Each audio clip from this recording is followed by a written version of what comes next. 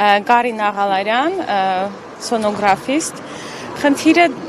ասուլիսում արդեն ծանոթ եք ասուլիսից, որ մենք բարձրաձայնում ենք ապահովագրության հետ կապված խնդիրները, որոնք առաջացել են բժիշկների մոտ։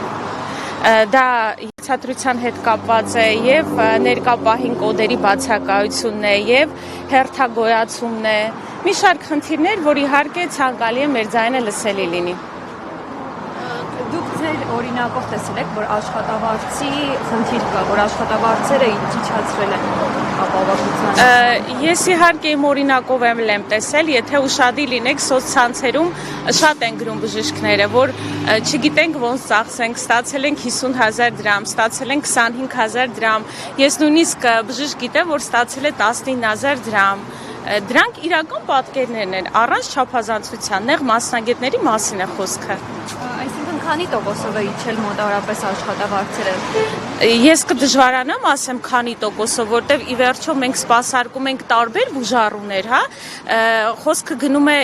ապահովագրության մասին միայն, դա բնականաբար քիչ տոկոս է կազմելու, բայց դեռ այս պահին մենք ունենք վճարովի բուժառուներ, մենք ունենք պոլիկլինիկական ծառայություններ, դրանք չեն փոխվել, բայց մենք հասկանում ենք, որ դա կրում է ժամանակավոր բնույթ, այսինքն 1-2 տարի եւս բոլորը լինելու են ապահովագրված։ Դրա համար ցանկալի է, որ սկզբնական շրջանում այդ խնդիրները բարձրաձայնվի։ Որպես բժիշկ, ինչ խնդիրներ եք լսել քաղաքացիներից ապահովագրության մասով, եղել են դժգոհություններ։ Քաղաքացիների պահով հիմնական 65+ շատ ուրախ են, հասկանալի է իրանց, իրականում շատ լավ կողմեր ունի, եկեք անկեղծ լինենք, հա, արդար խոսենք,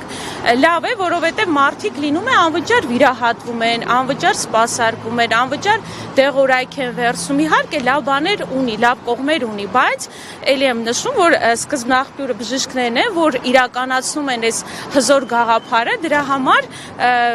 ցանկալի է եւ որ մեր ձայնը լսելի լինի, վերանայվի բժիշկների պայմանները։ Ինչ ակնկալիք ունեք ազգային ժողովից։ Մենք նամակով, հա, դիմում նամակով ուզում ենք այն խնդիրները, որը բարձրաձայնում ենք, դիմենք ազգային ժողով եւ լսումներ իրականացվեն։ Իսկ մինչև այս լսումներ չեն իրականացվել ազգային ժողովում։